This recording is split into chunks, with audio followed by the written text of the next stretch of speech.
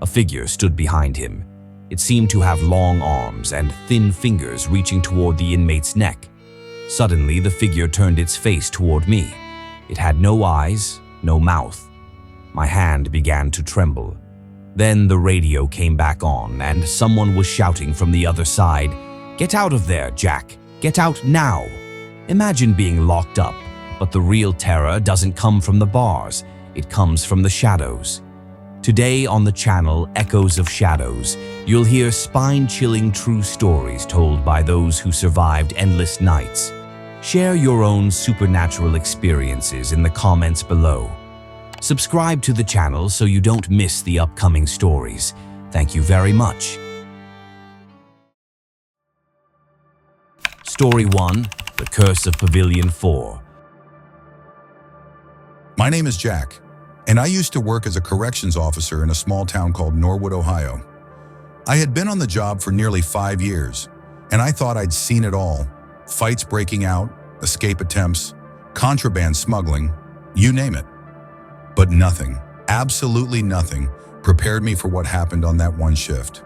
It was a Thursday night. I remember it clearly because I was covering the graveyard shift, just like I did every week.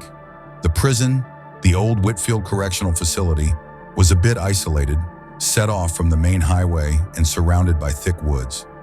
The place had this eerie, half-lit vibe even during the day, but at night, it felt like something was always watching you. The other guards were talking about some strange noises they'd heard the night before. They swore they heard someone crying nearby, but when they went to check, no one was there. I shrugged it off, thinking they were just trying to mess with me. That night, I was assigned to the East Wing, where the most troublesome inmates were kept. The place was usually buzzing with noise, arguing, shouting, or just the usual grumbling. But that night, there was nothing, not a single sound. The silence was so thick that even my own footsteps felt deafening. I reached cell 38, where a guy named Roy was locked up. Roy was known for being a troublemaker, always stirring up fights and causing problems. But that night, he was curled up in a corner, muttering something I couldn't quite make out. The light above his cell was flickering on and off, casting long, shifting shadows. I asked him what was going on, but he didn't answer. He just kept repeating the same thing over and over. "They're here! They're here!" As I stepped closer, he lifted his head and looked straight at me. But it wasn't Roy looking back. His eyes were entirely black, like they'd been filled with ink. It was a look that wasn't human. Before I could react, he let out this ear-piercing scream, a sound so full of fear and anguish that it sent shivers down my spine. The lights in the entire wing suddenly went out. The only thing I could hear was Roy's heavy breathing and the other inmates starting to panic, banging on their cell doors like they were trying to escape something. I grabbed my flashlight and pointed it at his cell, and then I saw it. It wasn't just Roy in there. There was something else standing behind him, a shadow darker than any shadow I'd ever seen, with long, thin arms that seemed to stretch out towards Roy's neck. I froze. I couldn't move, couldn't speak. Whatever that thing was, it wasn't human. It was like staring into a void that wanted to swallow everything around it. Then the shadow turned to look at me. It didn't have eyes or a face, just a formless void that radiated an overwhelming sense of coldness. My hands started to tremble, and my radio crackled back to life with a burst of static. Someone on the other end was yelling, "Get out of there, Jack! Get out now!" But I couldn't. It was like my feet were glued to the ground. Suddenly, the shadow vanished, disappearing into thin air, and Roy, who had been convulsing with fear just seconds before, went completely limp. He was out cold, like someone had flipped a switch and turned him off. Other guards rushed in, pulling me away from the cell. I tried to explain what I'd seen, but they just shook their heads, saying that the East Wing was cursed, that years ago it had been the site of illegal executions, and strange things always happened in that block. They told me to keep quiet, to forget what I saw. That night I went home, but sleep was impossible. Every time I closed my eyes, I saw the shadow standing there, watching me. In the following days, Roy turned into a shell of a person. He stopped speaking, stopped eating, just sat there, rocking back and forth and whispering. The prison eventually sent him off to a psychiatric hospital. After that, I asked for a transfer. I couldn't step foot in that place again. But even though I was miles away, I couldn't shake the feeling that whatever was in that cell, whatever looked at me that night, hadn't really left. I started noticing it in the corner of my eye, like a dark shape lurking in the shadows of my own home. Sometimes, when I was driving alone at night, I'd catch a glimpse of it in my rearview mirror, just sitting in the back seat, waiting. None of this was ever put on record. The other guards who were there refused to talk about it. But I know I wasn't imagining things. I've never been the same since that night. Even now, years later, I still get a chill whenever I think about what I saw in cell 38. Story 2. Possessed in the Cell. My name is Brian, but most of my friends call me Bree. I've lived in Newark, New Jersey my whole life. I was never really a bad guy, you know? But somehow, trouble always found me. Back in 2012, I got arrested for a robbery that I barely remember happening. I spent 4 years in a prison up in Trenton. I never want to go back to that place. The worst part wasn't even the time I spent there. It was one particular night that changed everything. And trust me, I'd already seen a lot of weird stuff in that place. It was a Tuesday. I remember it like it was yesterday. I was in my cell alone because my cellmate, Rick, had been transferred.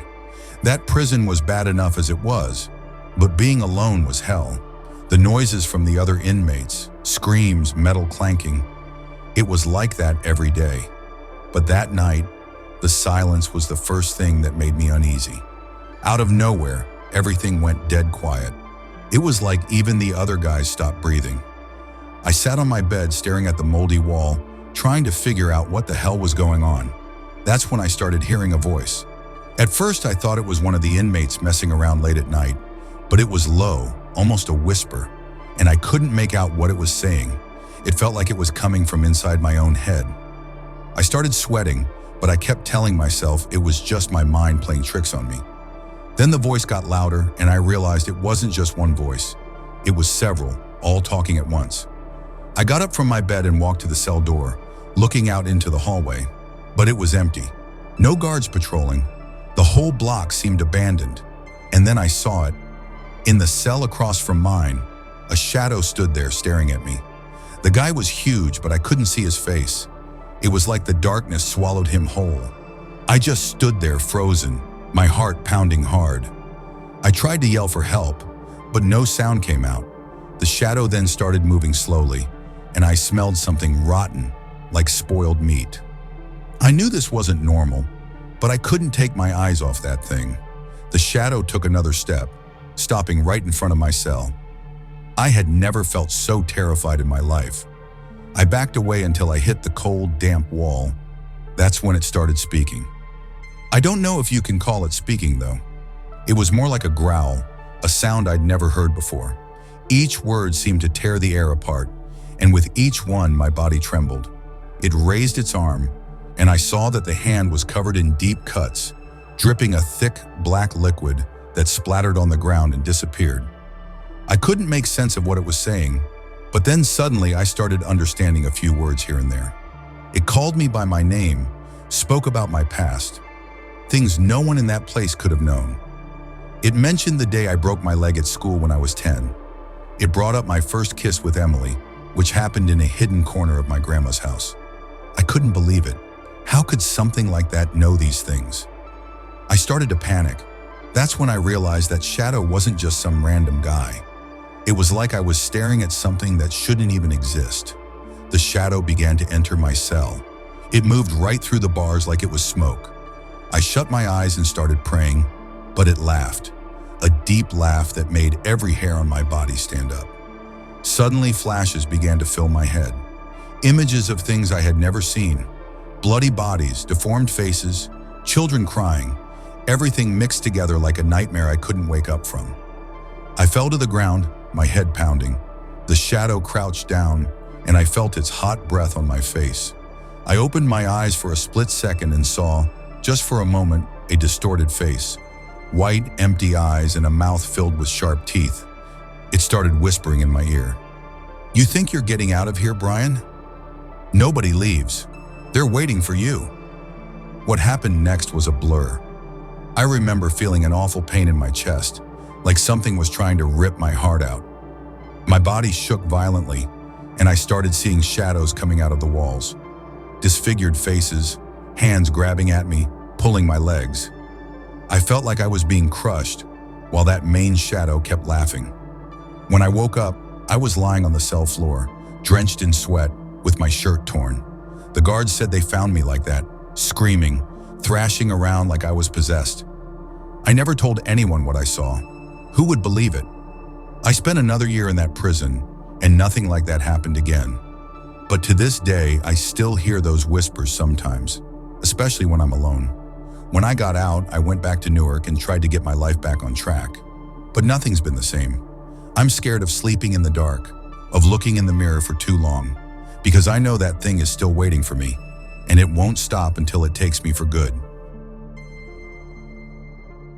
Story 3: The Night the Cell Opened. My name is Mike, and I live in a small town called Lancaster in Pennsylvania. I've been working as a guard at a local jail for a few years now. It's a quiet job most of the time, but every now and then, things happen that you can't really explain. People always joke that working in a jail messes with your head, and maybe they're right. But what happened to me that night was something I'll never forget. It was a Friday. I had just gotten back from a couple of days off. The jail where I work is old, built in the 70s, and people always say weird stuff happens there. But I never paid much attention to those stories. It was my turn to do the night shift, which most people try to avoid. But I've been at this long enough that it doesn't bother me. I got to the jail around 7 p.m., said hi to Jake, the guy who was finishing his shift at 8, and settled in at the security desk near the cameras. The night started out pretty quiet, and I liked it that way. The silence gave me time to think, check my phone, maybe even read a little when things slowed down. But around 11 p.m., I felt something strange. My radio started making weird static noises. I figured it was just interference, which happens from time to time. But then things got really strange. Jake had already left, and I was the only one there. Out of nowhere, the lights in the main hallway started flickering. At first, I thought it was an electrical issue. Old buildings have those all the time. But then the security cameras started glitching. I'd get up to check, and they'd be fine for a second. But as soon as I sat down, they'd go out again. This happened 3 or 4 times. Then I started hearing this noise, like something heavy being dragged across the floor. I knew there wasn't anyone else in that part of the jail. I was alone. I decided to grab my flashlight and check it out. I walked down the hallway, shining my light around. Everything seemed normal until I got to cell 12, one of the oldest ones in the building. As soon as I stepped near it, I felt this icy cold, which was weird because that part of the jail is usually hot and stuffy. The door to the cell was open, which shouldn't have been possible because we lock all the cells at night. I stepped inside slowly, my heart racing. The air was freezing, and I could feel this heavy presence, like someone was there with me. I moved my flashlight around, and then I saw it, a shadow standing in the corner of the cell. It looked like a man, just standing there with his head down. I called out, thinking maybe somehow an inmate had gotten out, but the figure didn't move. I stepped closer, and suddenly it lifted its head. What I saw wasn't a face. It was just darkness where its eyes should have been, like hollow sockets, and its skin was pale, almost gray, like something out of a nightmare. I froze. I couldn't move. Fear gripped me in a way I've never experienced before. The figure started walking toward me, and with every step, the air around me got heavier, colder. I wanted to run, but it was like my body was locked in place. Then my radio, the one in my pocket, started crackling again. Only this time, I could hear voices. They were faint, like whispers, but I couldn't make out what they were saying. It sounded like a dozen people all speaking at once, and the noise kept getting louder. Somehow I broke free from that frozen state, turned and ran. I didn't stop until I was back in the security office, slamming the door behind me. I sat there for a few minutes, heart pounding, trying to figure out what just happened. A few minutes later, the lights stopped flickering, and the cameras came back on like nothing had happened. I stayed in that room until the end of my shift, but I couldn't shake the feeling that something was still there, watching me. The next morning, when the day shift arrived, I told them what happened. Of course, no one believed me. They said I must have been tired or imagining things, but I know what I saw. Since that night, I've never taken the night shift alone again.